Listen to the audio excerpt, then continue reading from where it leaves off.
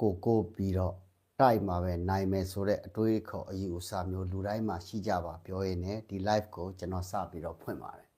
ခင်ဗျားတို့တွေအခုဒီရက်တွေထဲမှာတတိထားမိရင်တတိထားမိလိမ့်မယ်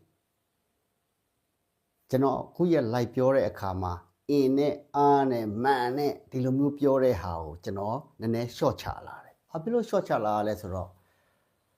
ကိုကသာဖြစ်ချင်းနေတာကိုကသာဖြစ်စေခြင်းနေတာကိုကသာအားကျိုးမှန်တဲ့လုံနေတာလိုက်နိုင်တဲ့သူကလိုက်နိုင်ရဲ့လားဒါမျိုးအတွေးခေါ်တွေပေါ့အခုကျွန်တော်ပေးထားတဲ့ခေါင်းစဉ်ရှိဗမာပြည်မှာသိတဲ့လူတွေအများကြီးပဲဗမာပြည်မှာသိတဲ့လူတွေအများကြီးပဲဖုံးကွယ်နေတာတော့ကိုကြိုးရှားနေတဲ့လူတွေအများများတယ်ခင်ဗျားတို့အခုဒီရက်တွေထဲမှာဆိုလို့ရှိရင်အင်တာဗျူးတွေကြည့်ကျွန်တော်တို့ကသိတယ်ဒါပေမဲ့အဲ့ဒီအချိန်မှာပြောလို့မရဘူးပြောလိုက်လို့ရှိရင်ကျွန်တော်တို့လူတွေကစိတ်ဆိုးသွားမှာပေါ့ဒီလိုမျိုးပေါ့ဗျာဗမာပြည်သူတွေကိုပြောတတ်တဲ့အချိန်မှာမပြောဘဲနဲ့အကုန်လုံးကျူးလွန်ပြီးသွားတော့မှငါတို့ကတော့သိတယ်ငါတို့ကတော့ပြောတဲ့နဲ့ငါတို့ကတော့တာဝန်ရှိတယ်ဒီလိုပြောတဲ့အချိန်မှာခင်ဗျားတို့ဗမာပြည်ကြီးတစ်ပြည်လုံးကအကုန်ပြက်စီးသွားပြီဗမာပြည်ကြီးတစ်ပြည်လုံးကအကုန်လုံးဒုက္ခတွေရောက်သွားပြီဗမာပြည်ကြီးတစ်ပြည်လုံးမှာဘာမှရစရာမရှိတော့ဘူးဒီလိုအနေအထားမျိုးတွေပေါ့အခုကျွန်တော်ပေးထားတဲ့ခေါင်းစဉ်ကအားလုံးသိတယ်ဒါပေမဲ့အကုန်လုံးကဖုံးကွယ်ထားကြတာအကုန်လုံးသိတယ်ဒါပေမဲ့အကုန်လုံးကဖုံးကွယ်ထားကြတာခင်ဗျားတို့အခုစီးပွားရေးကိစ္စနဲ့ပြောမယ်စီးပွားရေးပညာရှင်တွေကရေးလဲပြောတယ်နိုင်ငံခြားမှာအလုပ်လုပ်နေတဲ့သူတွေကဗမာပြည်ကိုပြန်ပို့တဲ့ငွေတွေကအယမ်းများတယ်ပေါ့ဗျာထိုင်းနိုင်ငံမှာအလုပ်လုပ်နေတဲ့လူတော်မှဗမာပြည်ကိုတစ်လောက်2သိန်းပို့တယ်5သိန်းပို့တယ်10သိန်းပို့တယ်ပေါ့အလုပ်လုပ်နေတဲ့လူတွေကပတ်စံတွေရေးလဲပို့တယ်ပေါ့ဒါပေမဲ့သူတို့မပြောဘူးခင်ဗျားတို့ဘာမပြောတာလဲဗမာပြည်ကနေပညာတော်တင်တဲ့ကလေးတစ်ယောက်ကိုဗမာပြည်တဲကနေပြီးတော့ဘလောက်ထောက်ပံ့ကြီးတွေပေးနေရလဲဆိုတဲ့ကိစ္စကြတော့ခင်ဗျားတို့မပြောဘူးဝင်ငွေထွက်ငွေကိစ္စကိုဒါရှင်းပြတာနော်ဝင်ငွေထွက်ငွေကိစ္စကိုပြောပြတာ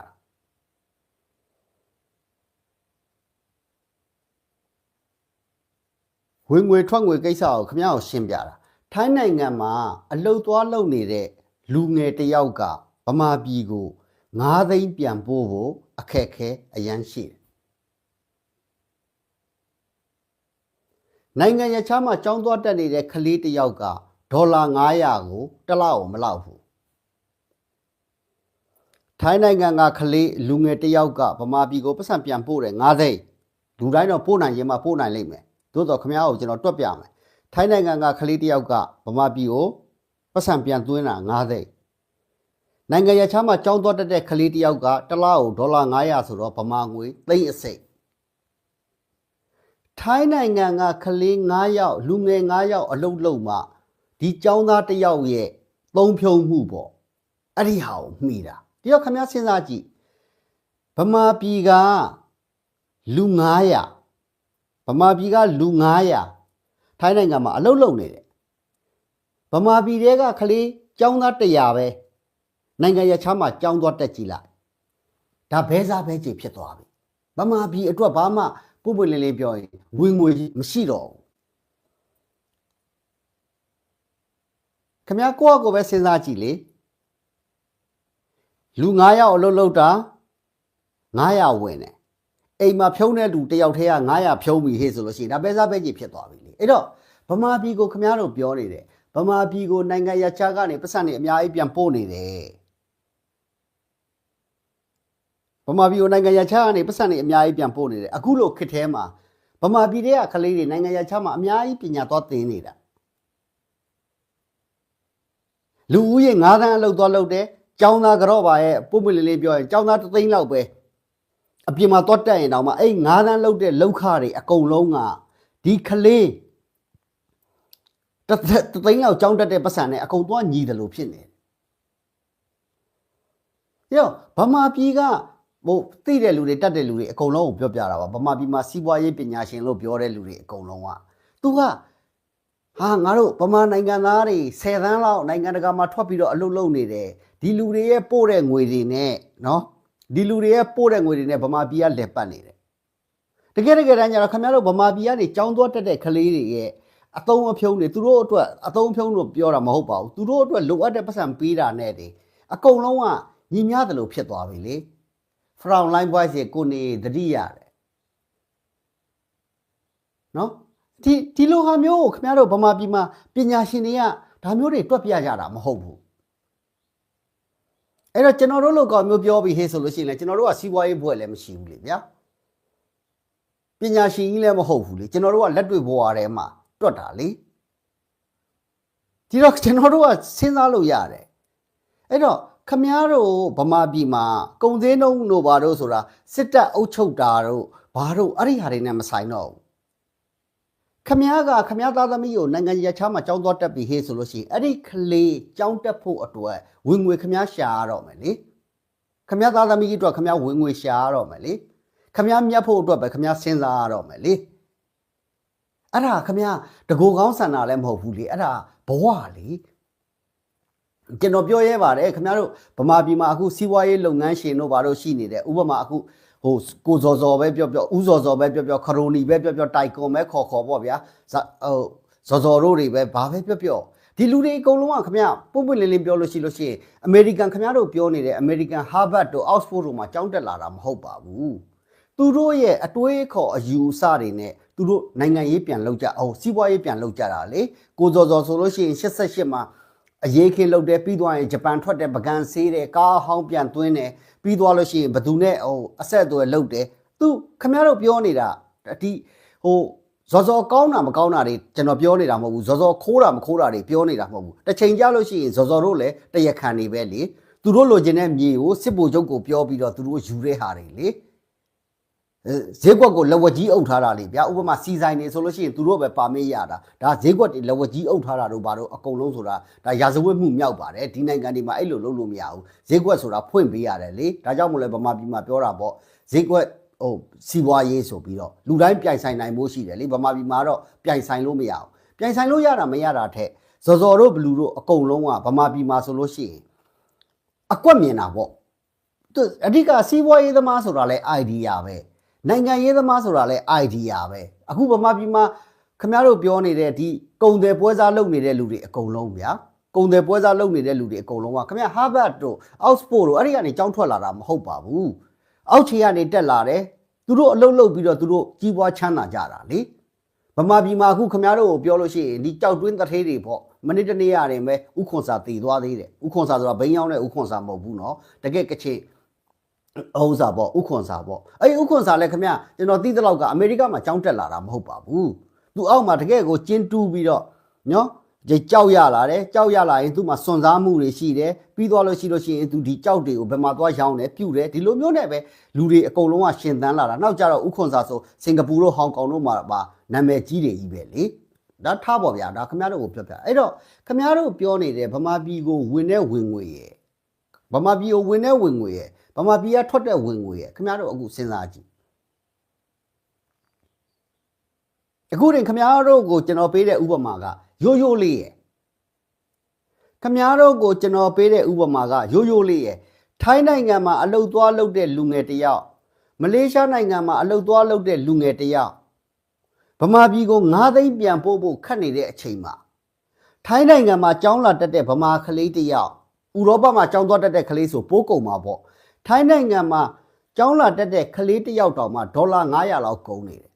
ဗမာကလေး9ယောက်အလုတ်လုပ်မှနော်ဗမာကလေး9ယောက်နိုင်ငံတကာမှာအလုတ်လုပ်ပြီးရှာတဲ့ပတ်စံသည်နိုင်ငံရခြားမှာထွက်ပြီးတော့ပညာသင်တဲ့ဗမာတယောက်ရဲ့ဝင်ငွေနဲ့ညီတယ်ပြီးတော့ခင်ဗျားတို့ကိုအခုပြောချင်နေတဲ့ကိစ္စတွေကဘာတွေလဲဆိုတော့သူများနိုင်ငံမှာကျွန်တော်အမြဲတမ်းပြောဘူးတယ်သူများနိုင်ငံတွေမှာဥပမာနော်ဝေးလိုနိုင်ငံဆိုတာကမ္ဘာပေါ်မှာအချမ်းသာဆုံးနိုင်ငံထဲမှာပါတယ်နော်ဝေးမှာရေနံထွက်တယ်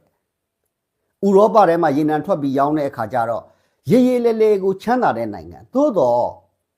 မန်ချက်စတာယူနိုက်တက်မှာကစားတဲ့ဆိုရှာကသူ့သားကိုကြိုက်တဲ့နိုင်ငံမှာပညာသင်လို့ရတယ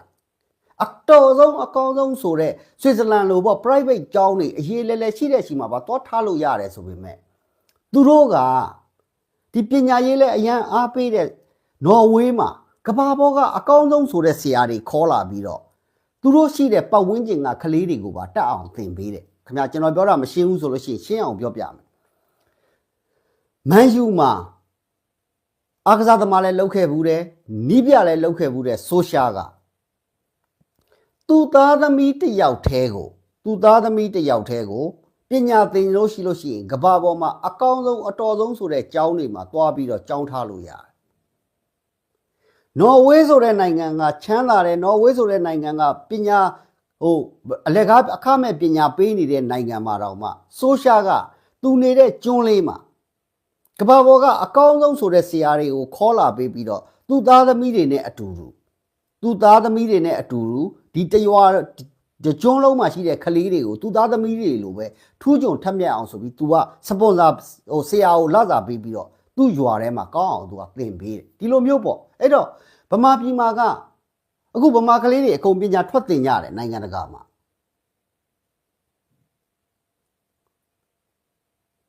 နိုင်ငံတကာမှာထွက်ပညာသင်နေတဲ့ဟာတွေကကိုယ်နိုင်ငံတွေကတယံဇာတတွေဘလို့ကုန်မလဲဒီကလေးမိဘတွေရဲ့ဝင်ငွေရပေါက်ရလန်းဖြစ်တဲ့အခါသူတို့ကအမျက်ဆိုတဲ့နောက်ကိုပဲသူတို့လိုက်တော့မယ်ဒီလိုလိုက်ပြီးဟေးဆိုတာနဲ့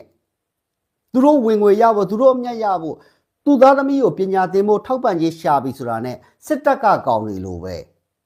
စစ်တပ်ကကောင်တွေကတော့တနတ်ပြပြီးတော့ခိုးမယ်ဝှက်မယ်လူမယ်ရက်မယ်ပေါ့ဗျာစစ်တပ်ကကောင်တွေကတနတ်ပြပြီးတော့အာဏာပြပြီးတော့ခိုးမယ်ဝှက်မယ်လူမယ်ရက်မယ်ဆိုပြီးတော့စီးပွားရှာတယ်ပတ်စံရှာတယ်ဒီလိုပဲအပြင်မှာရှိတဲ့အရက်သားတွေကလည်းရတဲ့ကုန်စည်နှုန်းကိုနော်short ပေးတဲ့ဟာတော့မှ short မပေးနဲ့မ short ပေး short ပေးခြင်းနဲ့စိတ်သက်ရှိတော့မှ short ပေးလို့မရတော့ဘူးကိုသားသမီးကိုပညာသင်ဖို့အတွက်ပတ်စံရဖို့အတွက်ကိုကရှာတယ်ဒီအခါမှာခင်ဗျားတို့တွေအကုန်လုံးပြောစရာတွေဖြစ်လာတယ်အဲ့ဒါကဘာလဲဆိုတော့စစ်မှုထမ်းဥပဒေကြောင့်ဗမာပြည်ကကလေးတွေနိုင်ငံရခြားမှာအကုန်ထွက်ပြီးတော့ပညာတွေသင်ရတယ်ဘဝတွေလွတ်မြောက်အောင်လုပ်ရတယ်ဟုတ်တယ်ပြည်တွင်းစစ်ရှိနေတဲ့အခါမှာဒီဘဝမျိုးတွေကကြုံရတယ်အဲ့ဒီစစ်မှုအဲ့ချိန်မှာထပ်ပြီးတော့ပြောစရာဖြစ်လာသေးတယ်အဲ့ဒါဘာလဲဆိုတော့လူခွေရေးခွေးခွေရေးကြွက်ခွေရေးဆိုတဲ့ကောင်မျိုးတွေပေါ့လူခွေရေးခွေးခွေရေးကြွက်ခွေရေးဆိုတာဗမာပြည်မှာအခုချိန်မှာတိတ်ပြီးတော့ခစ်စားတယ်ခင်ဗျားတို့လူခွေရေးခွေးခွေရေးကြွက်ခွေရေးတွေရှောက်ပြောမနေနဲ့ခင်ဗျားတို့ရဲ့အိမ်နီးချင်းနိုင်ငံမှာတော့မှထိုင်းနိုင်ငံမှာတော့မှစစ်မှုထမ်းဥပဒေဆိုတာရှိတယ်ဖင်လန်နိုင်ငံမှာလည်းစစ်မှုထမ်းဥပဒေဆိုတာရှိတယ်အမေရိကမှာလည်းစစ်မှုထမ်းဥပဒေဆိုတာရှိတယ်အမေရိကမှာတကယ်အမေရိကန်တနိုင်ငံနဲ့တနိုင်ငံစစ်ဖြစ်ပြီးဟေ့ဆိုလို့ရှိရင်သူ့နိုင်ငံသားတွေအကုန်လုံးကိုစင့်ခေါ်ပြီးတော့စစ်မှုထမ်းရမယ်ဆိုတဲ့ဥပဒေမျိုးရှိကျွန်တော်တို့ဖင်လန်မှာလည်းရှိတယ်နော်ဝေးမှာလည်းရှိတယ်ခင်ဗျားတို့ရဲ့အိမ်နီးချင်းထိုင်းနိုင်ငံမှာလည်းရှိတယ်ဒီတော့မင်းတို့ပြောနေတဲ့လူခွေရေးခွေးခွေရေးကြွက်ခွေရေးတွေကနိုင်ငံတကာဥပဒေတွေနိုင်ငံတနိုင်ငံရဲ့ဒေသနာဥပဒေတွေကိုမင်းတို့ဝင်ပြီးတော့ပါလို့မရအောင်ဒီစစ်မှုထမ်းဥပဒေဆိုတာနောက်ဒေါ်အောင်ဆန်းစုကြည်အသက်18နှစ်ဖြစ်ပြီးတော့အစိုးရပြန်တက်လာရင်တော့မှဆက်ပြီးတော့ထားတဲ့ဥပဒေမျိုးပြည်တွင်းစစ်ဖြစ်လို့ကိုလူမျိုးချင်းချင်းတတ်နေတယ်ဆိုလို့သာကျွန်တော်တို့ကဒီစစ်မှုထမ်းဥပဒေကိုမထားသင့်ဘူးနော်မဖြစ်သင့်ဘူးဆိုပြီးတော့ကျွန်တော်တို့ကပြောနေတာနောက်ဒီမိုကရေစီအစိုးရဒီမိုကရေစီရဲ့ဒီမိုကရေစီအစိုးရဒီလိုမျိုးတက်ပြီးဟေ့ဆိုရင်တော့မှစစ်မှုထမ်းဥပဒေဆိုတာကရှိသင့်တယ်စစ်မှုထမ်းဥပဒေဘာဖြစ်လို့ရှိသင့်တာလဲဆိုတော့တစ်ချက်ကစစ်သားတယောက်ဖြစ်သွားပြီဟေ့ဆိုလို့ရှိရင်စီကံပိုင်းဆိုင်ရတယ်မဟုတ်ဘူးလူမှုဆက်ဆံရေးပိုင်းတွေမှာပါသိပ်ပြီးတော့အကျုံးဝင်ဥပမာဖင်လန်နိုင်ငံမှာကျွန်တော်စစ်မှုထမ်းဥပဒေဟုတ်စားပေါ့ဘယ်လိုပြောမလဲမဖြစ်မနေသွားလောက်ရမယ်ဆိုတဲ့အခါကျတော့6လတက်ဖူးတယ်ဒီတိုင်းပဲဒီမှာစစ်မှုထမ်းဥပဒေတို့လုံနေတဲ့အခါမှာလူတယောက်ကိုစီးနဲ့ကန်းနဲ့ဖြစ်အောင်လုပ်တာမနဲ့ကြလို့ရှိရင်အဲ့ရ9နာရီထားရမယ်နော်တန်းစီရမယ်ခင်ဗျားတို့ကိုစစ်တိုက်ဖို့လုပ်နေတာမဟုတ်ဘူးလူတယောက်ကိုဘယ်လိုပြောမလဲဆိုတော့စီးနဲ့ကန်းနဲ့အဖွဲနဲ့အသင်းနဲ့လှုပ်တတ်အောင်သင်ပေးတဲ့နေရာမျိုးခင်ဗျာ ဖင်လန်နိုင်ငံသားတွေခင်ဗျားတို့ပြောနေတဲ့နိုင်ငံခြားအကောင်တွေစီကန်းရှိတယ်တို့နိုင်ငံခြားအကောင်တွေဥပဒေလိုက်နာတယ်တို့ဆိုတာအဲ့ဒီစစ်မှုရန်ဥပဒေကနေစလာတဲ့ဟာမျိုးတွေဖြစ်တယ်ကျောင်းတွေကသင်ပေးတာတက္ကနာကျောင်းတွေမှာငငယ်ကလေးတွေကသင်ပေးလိုက်တာကတက္ကနာဒီလိုမျိုးဖြစ်လာတယ်ဒီခါကျတော့ကျွန်တော်တို့ပြည်တွင်းစစ်ဖြစ်နေတဲ့အချိန်မှာစစ်မှုရန်ဥပဒေရှိပြီဟေ့ဆိုလို့ရှိရင်တော့စစ်တပ်ကကောင်တွေကမင်းအောင်လှိုင်တို့ကပေါ်တာဆွဲတယ်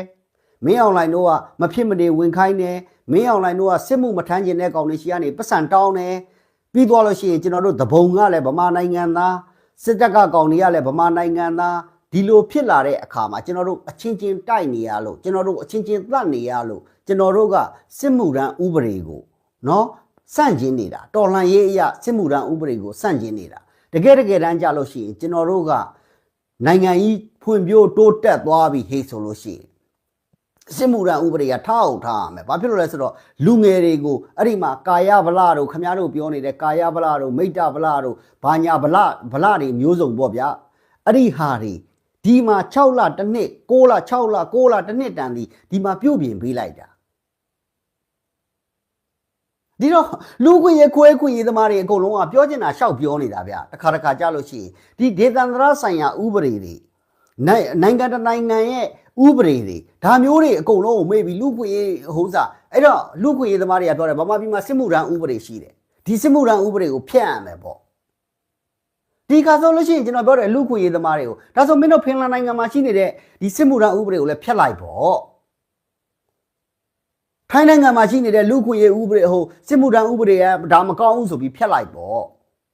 ကျွန်တော်ပြောတာကိုယ့်အခြေအနေအရာကျွန်တော်တို့ကမရှိသင့်ဘူးပြောတာကျွန်တော်တို့ဗမာပြည်မှာပြည်တွင်းစစ်ဖြစ်နေတယ်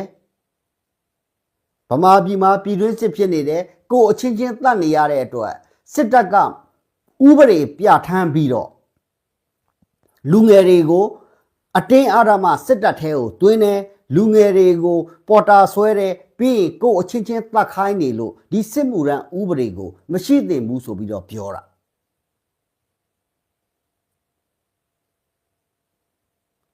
ဒါကိုသေသေးချာချာသိဖို့လိုတယ်ဥပမာအခုတန်ခါပေါ့ဟိုဘယ်လိုပြောမလဲဗမာပြည်နဲ့ဟိုဖင်လန်နဲ့ကွာခြားတယ်ဆိုပြီးသူပြောနေခင်ဗျားတို့ကိုကျွန်တော်ပြောနေတာကွာခြားတယ်ဆိုတာခင်ဗျားတို့အခုရှင်းပြနေတာဟိုတာပါခင်ဗျားတို့နားမလည်ဘူးဖြစ်နေတာ